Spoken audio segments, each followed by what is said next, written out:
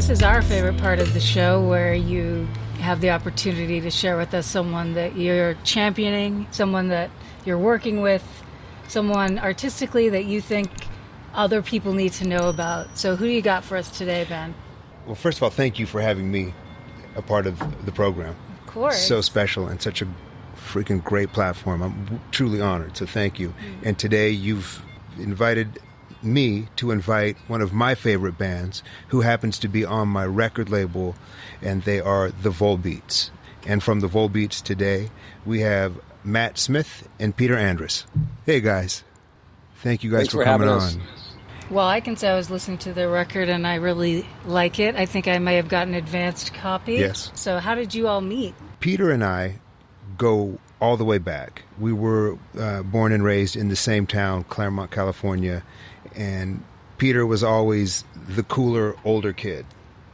I'm not sure how many years, but Peter and his crew were the first guys to make like loud garage music and have a skate ramp, and they were the kids that my Grom squad looked up to. And you stayed friends all that time, or you through music reconnected? Both. Both. Yeah. Yeah, I mean, we had kind of lost touch for a little while, and then we had reconnected. I think it was really at the Chris Darrow record release show at McCabe's, which would have been sometime in the 2000s. And, you know, Chris Darrow was a local musician who was a mentor to a lot of younger musicians in town. And now, Ben, wasn't your first single a Chris Darrow song? My first single was the Chris Darrow song, Whipping Boy. There you go. Exactly. Yeah. So we'd been in touch ever since then, really. But yeah, I'd run into him over the years, but, hadn't seen him for a while. And through our friendship, I, of course, taking interest in each other's musical endeavors, he started playing with the Volebeats. And so that introduced me to the Volebeats music.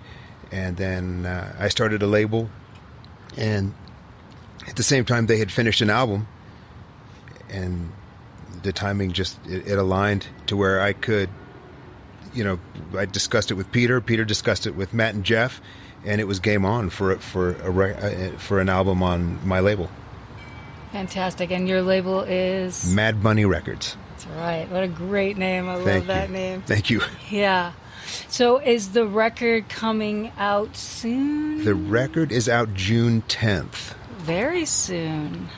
Okay. Mm-hmm. Yep. Matter of fact, the CDs have just shipped from the plant and are arriving any day, which is, to this day, one of the... I know it's in the digital world, and we'll talk more about that. The thrill of having the actual piece is as exciting, if not more so, in this age than it's ever been. Yeah. So I'm on watch at the warehouse. And how long did it take you all to make the record? Oh, God. It was about as long as it's taken Kraftwerk to make their new album. It took a long time. The last record we did came out 12 years ago.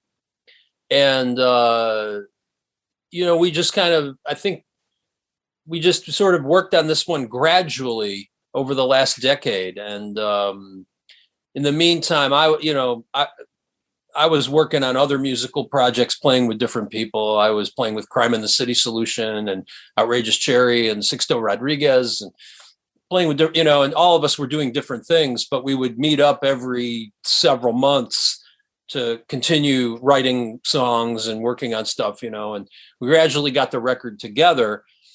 And then we argued about the artwork for the next few years and argued about the track listing. And then actually what really pulled the record together was Ben sort of suggested the track listing, suggested a potential track listing. And he kind of got us out of our confusion about the order of the tracks anyway. So it was sort of, once we started talking to Ben, the whole thing kind of fell into place. Then the artwork fell into place. And, so now the last record 12 years ago was a double record. Is that? It was a double record. Yeah, it was. What was the title of the record again? Great record. It's just called The Volebeats. The Volebeats. I thought so. Yeah. And it was a double record. And this record, which is entitled Lonesome Galaxy, was set to be a double record. And in my listening, it really did feel like where the Volebeats is from where I listened, was clearly a double record. This record felt to me, before it had a title, it just felt like two different records. So thank you for letting me bring that up without it being, out of line. Well, you were right. The thing is, what it was I think that the songs we left off were good, but they were like, some of those songs we left off were like the little brother song to the song that we kept on the album, Okay. Because I think that what we did is we pulled out the B-sides and kind of kept the A-sides that's kind of how we see it. But it was interesting. And it wasn't, and my perspective was, I loved the body of work. I just thought there was a kinship with the songs that ended up being Lonesome Galaxy that was really rare. I mean, I really feel like Lonesome Galaxy is just lean and mean. Yeah.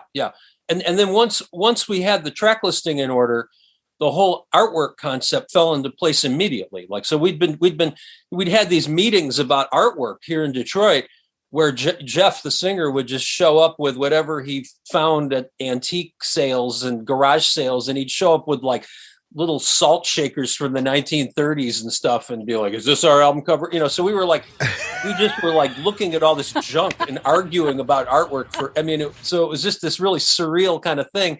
And then after we did the track listing, just all of a sudden we started to behave like a normal group. Here's the artwork concept. All right, and here's the artist. All right, it's done. And suddenly. And let's talk a little bit about that artwork, because the artwork is it's its own statement. I mean, if that were hanging on my wall framed, I'd be thrilled. Yeah, and it was the artist Ava East is a guitar player in a Detroit band called Shadow Show, and she also plays with me on my solo stuff. But Ava's a musician and an artist, and I asked her, she came up with that immediately. What's most important to me about what we get out of this interview is that whatever we discuss is nothing you can possibly find on the internet.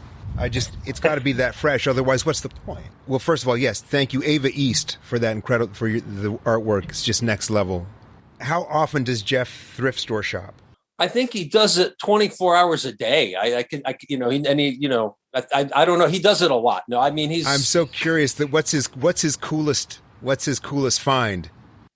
That's a good question. It's just, he's got so much weird stuff. Everything from like a jacket that looks like the jacket Brian Jones wore in the mid 60s to, I don't even know, like military helmets. I mean, just anything you can imagine. Salt shakers, magazines, like old. Does he resell it, or does he just covet it? No, he buys them and then he just accumulates it. And just, I don't know. He does.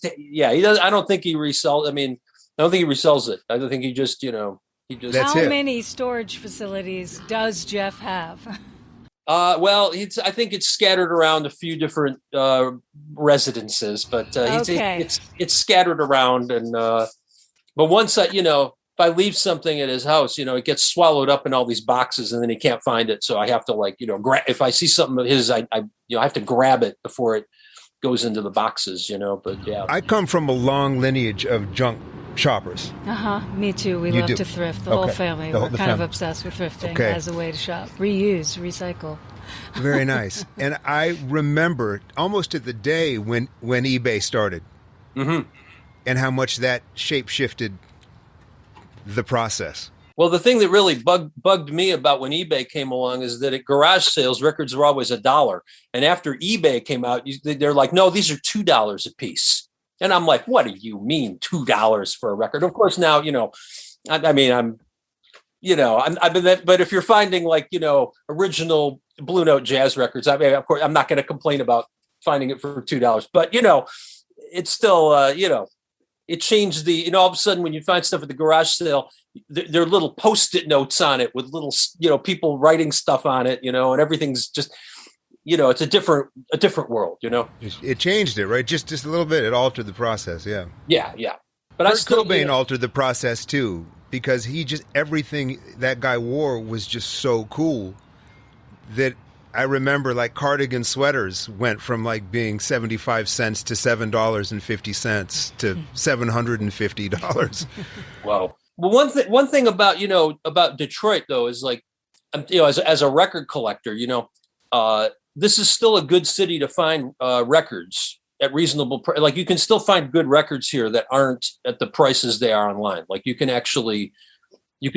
still find stuff here. Of course, it's a bunch of record collectors ready to stab each other in the back with an ice pick, when you run into them at the record store.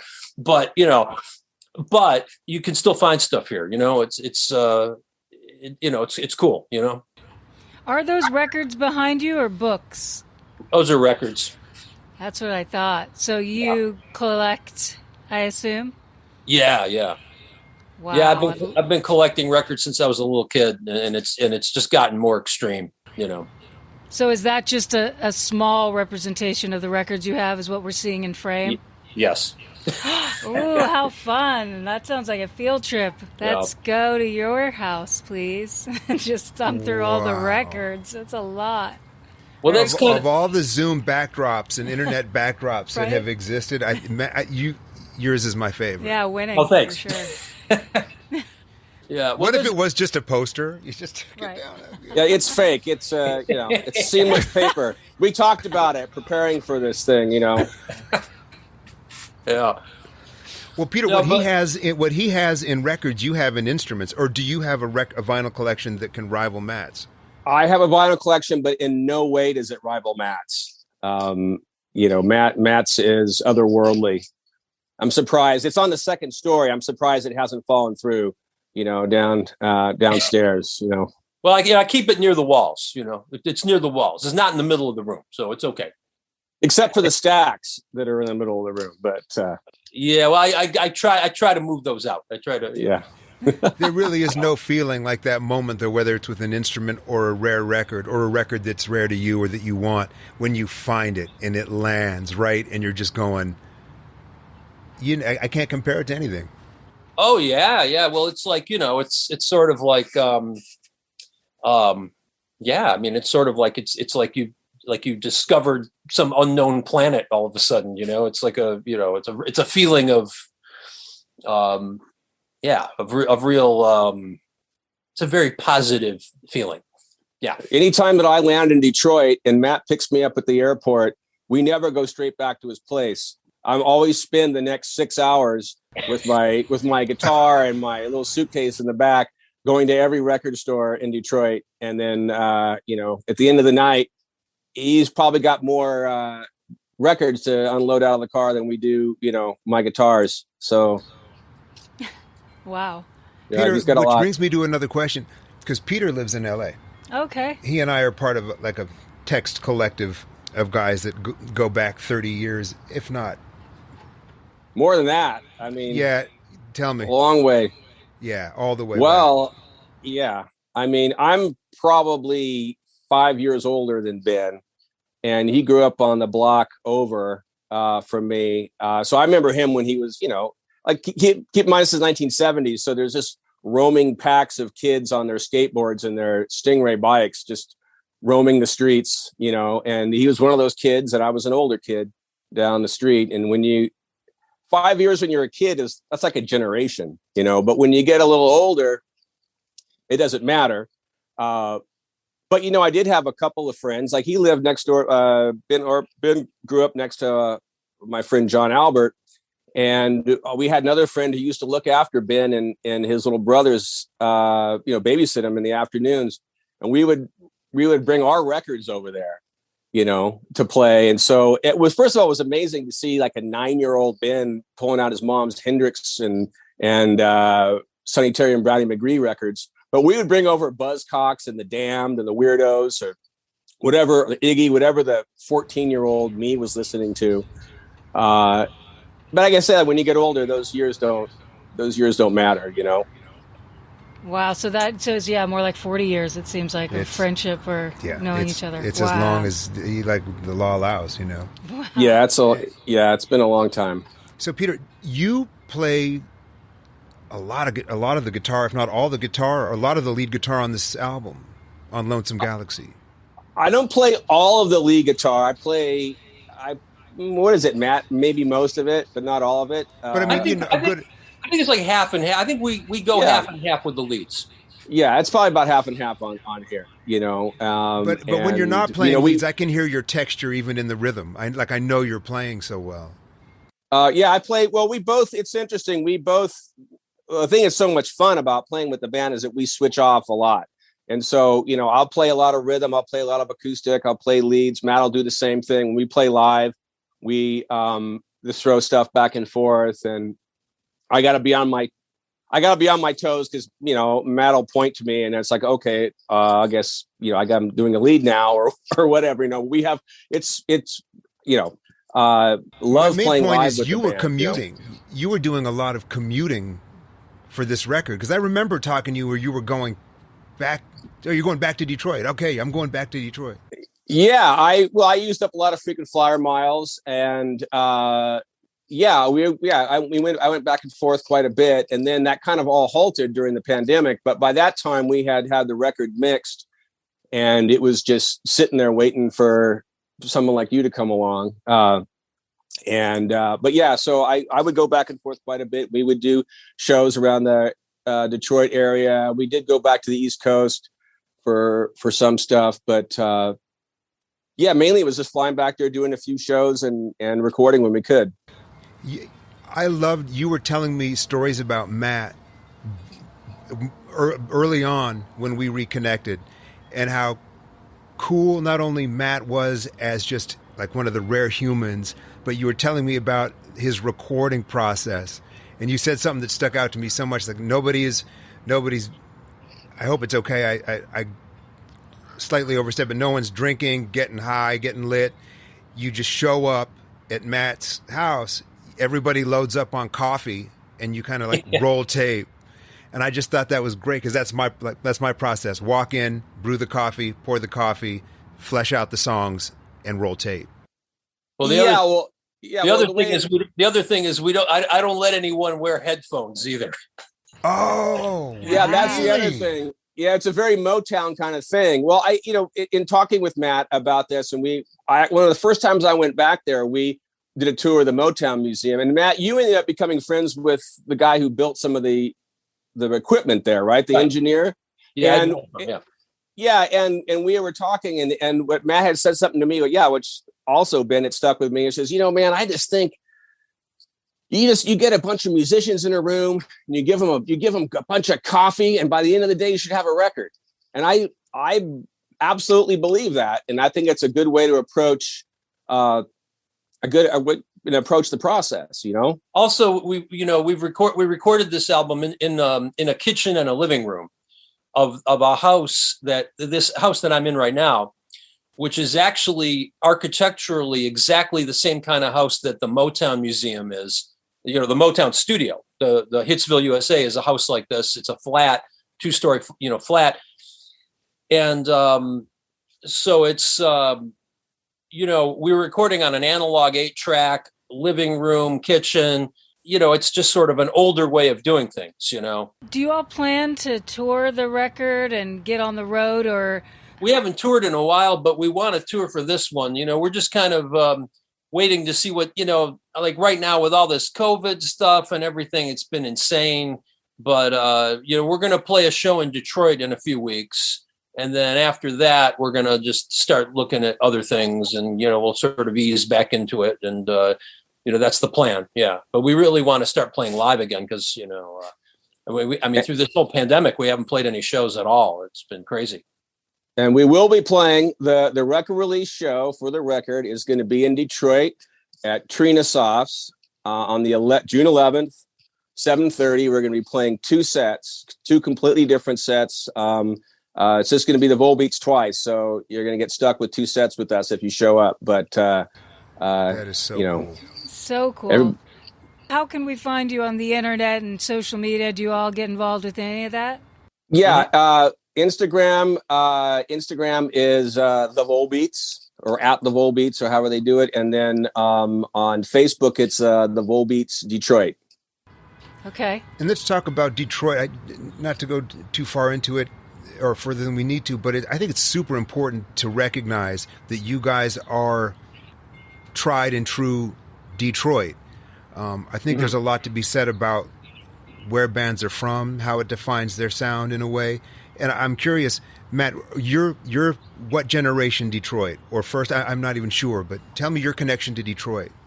Well, when I was a little kid, I went to school at this school across the street from the Motown studio, and I didn't even know what they were doing in there in the late 60s, But growing and were up your parents before you Detroit as well, or did they move from somewhere else? My family was, basically from here. My father was from the East Coast, but my mom's family were all, from Detroit. No, actually, my father lived in, he was living in Detroit too at that time. The thing was, I grew up, kind of surrounded by the whole Motown thing. But when Motown left in the 70s, it had a really devastating effect on Detroit's music scene, in general. Like after the Stooges and MC5 broke up, after Motown left for LA, Detroit became very unfashionable, I think, at the time. And all the musicians that were here, there were all these amazing musicians here that were, I think, the music business kind of treated them like, oh, these are the people Berry Gordy left behind, And then when I started playing music, it was a very bleak environment with no opportunities. And so, me and my friends, we were just like people that were just too stubborn to pay attention to the fact that there were no opportunities here, and we just didn't know what else to do with ourselves. But that changed. The more we did it, we the world kind of noticed the things we were doing. But and that all just gradually changed in the 90s, But when we started the band in the 80s, it was still, Detroit was still just, there was a sort of isolated kind of quality to it. But like living here, you would always bump into people that were the Motown musicians or people that played with MC5 and Stooges and Funkadelics. You'd run into those people because they were around, And it was just kind of, so I was always inspired by the history, even though those people were really kind of in a state of struggle, trying to kind of figure out where they fit in the world, but anyway, as time has gone by, there's just so much history in Detroit musically that, every day I learn something new. I find some new record that I didn't know before. And just whether it's, the soul music or the jazz stuff going back to the 40s or just weird psychedelic bands. There's so much music that happened here that it's like a constant archaeological expedition, I love how much you love music aside from loving to play music. Like, I love music. I love to go to shows. I have my own sort of micro version of a record collection, but you're something special. Well, no, you love your passion for music equals your rivals, at least your playing, which is so badass. Well, thank you. Yeah, no, especially I think about myself. I don't really have a collection, and I rarely listen to music, but I'm a musician, and I play. I love to see certain bands, but I actually like noise experimental, I've realized about myself. Okay. Things that aren't necessarily vocal music, but I'm a vocalist, and that's what I do. So it's really interesting that, everyone I know is a collector of records, is like an encyclopedia of bands which is and all Peter. Of that. You cannot. We have a friend named John Waldman as well. The two most well-read when it comes to who played what, where, and when. Yes, I have so many friends like that. I could probably ask Peter who was the guitar player on Ziggy Stardust. Well, Mick Ronson, but and Will Bowie played acoustic. Yeah, but that's not a hard one. Matt, how about Diamond Dogs? Diamond Dogs. Well, it's Bowie. Bowie, but there was a studio musician named Alan Parker who's not credited on the record. Case in and point. Alan Parker, he actually played the guitar on Rebel Rebel. And now Alan Parker played in another band. Was it Blue Mink? Was that who he was in? I think he was in Blue Mink. Blue Mink. And now this is the other connection. The bass player for Blue Mink was Herbie Flowers. And Herbie Flowers is famous for being the bass player on the Lou Reed Transformer record and played one of the most famous rock and roll bass lines ever, which was Walk on the Wild Side. And so and Bowie produced Transformer, that Lou Reed record. So in my mind, I'm just thinking about connections all the time, that Alan Parker was a studio guy. Alan Parker, along with Chris Spedding, was sort of like the big studio guy in the early 70s. Alan Parker played on, I believe he's the lead guitarist on The Ballad of Melody Nelson by Serge Gainsbourg. Oh, yeah. God. That is true. All that lead guitar. This is the podcast. That's Yeah. Yeah. And there's other person who played on that Diamond Dogs record on, I think, 1984. There was somebody who went by the name War and Peace. Who you should ask John Wallman, because he saw him, I think, at a poetry reading in San Francisco. Anyway, you got me off on a tangent here, Ben. Yeah, so. this is amazing. This is exactly what you were trying to scratched the surface of these cats' knowledge. I mean, I've wanted to do this for so long. Well, one thing I wanted to throw in, that I thought was interesting is, like, when I first met Peter back in the early 90s, we were playing with this Australian singer, Simon Bonney, and that's where we met. And one of the first things that happened was Peter turned me on to that band, The Kaleidoscope. And, Chris Darrow, and he told me the story of how you guys grew up around those guys. And The Kaleidoscope and Chris Darrow and those records, I think they kind of affected the direction of the Volebeats. I hear them in the Volebeats, if I could say. Yeah. And so, like, and that was back in the 90s. I was already, picking up on that stuff. But when, one of our guitar players, the guy who played on the double album, had to quit the band. He, had some stuff he had to deal with, and he left. I immediately called Peter, and I just remember when we got Peter jamming with the Volebeats, our attitude was, man, now we have a real California guitarist. And this is what's different. Like, he's playing like a style that comes from these records that, I've been listening to for the past 20 years. And sort of, it's sort of like, there's a flavor that Peter has added to the group that comes from this history of the Kaleidoscope and that West Coast thing. And he brings that that was something that wasn't in our music in that way before, and it is on this new album. So very exciting. You have a new album coming out on Mad Bunny Records, which just so happens to be your old friend Ben Harper's label. Thanks for sharing your time and day and expertise and encyclopedic knowledge of music. You guys, let's bookmark that, because I want to get into that again. I want to have a list of like 3 or 5 records and just do that with you guys. That'll be super special. So let's get back to that. All right. Yeah. But for now, or what record is the entry point as far as you guys are concerned? I would say if I had to pick 2 records people should find, the first album we did in the late 80s, in 89, our first album, Ain't No Joke, is very different from what we're doing now, but it's a really good record. And the record was good enough that it kept us going through a lot of personnel changes and things like that. So that first album is really interesting. And then the double album that we did 12 years ago, I think, is the best thing we had done up until the new one. Ain't No Joke, the Volebeats, and all the way through to Lonesome Galaxy, coming out June 10th.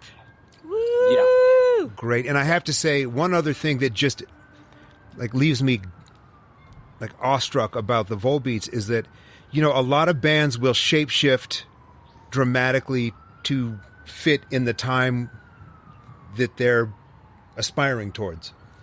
The Volebeats are always the Volebeats. It's just great sounds, great songs, great production. And it's super inspiring to me to kind of stay my own course. Mm-hmm. So thank you for that, and thank you for allowing Mad Bunny to put out your record. Oh, well, thank you. Well, thank you, Ben. And right Ray, on. Thanks for having us. LaunchLeft aims to create an intentional space that highlights and empowers all artists for whom radical creativity is not a choice, but a necessity. LaunchLeft begins with music, but its ultimate aim is to launch left-of-center artists in all creative fields.